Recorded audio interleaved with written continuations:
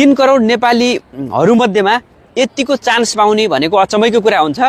पुकार bomb जसले Harvard युनिभर्सिटीको Kennedy स्कुलमा master in public एडमिनिस्ट्रेसनमा परिवर्तनकारी यात्रा सुरु गर्दै हुनुहुन्छ। हामीले हिजो अस्ति पनि देख्यौँ, निकै खुसी पनि मनाइयो। यो हार्वर्ड युनिभर्सिटीमा सबैभन्दा विश्वका ठुला व्यक्तिहरू Barack Obama, John F Kennedy, Mark Zuckerberg लगायतका धेरैजनाहरू ठुल्ठुला मान्छेहरू पढेका त्यो युनिभर्सिटीमा यो नेपालीले पाउनु धेरै भाग्यको कुरा पनि छ। र उहाँ त्यहाँ जानुभयो भने भोलि नेपालीको पनि गौरवको कुरा छ भने भोलि अन्तर्राष्ट्रिय राजनीतिमा पनि सजिलो हुन्छ। जस्तो स्वर्णिम अग्लेले अस्ति भारतीय प्रधानमन्त्री मोदीसँग सजिलै भेट भएको थियो नि त, यसरी एउटा भ्यालु पनि हुन्छ। र यही भइसकेपछि लास्टमा आयो कुरा के भयो भन्दाखेरि उनले फुल स्कलरसिप भनेर नाम निकालेका थिए।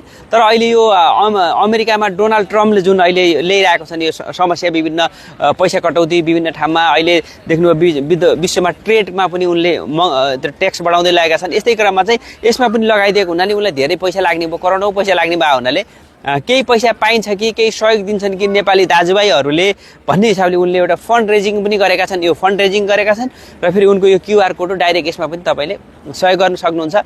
तपाईँलाई यो लाग्छ यतिको विश्वभरि चिनाउन सक्छन् भन्ने लाग्छ भने सहयोग गर्नु होला।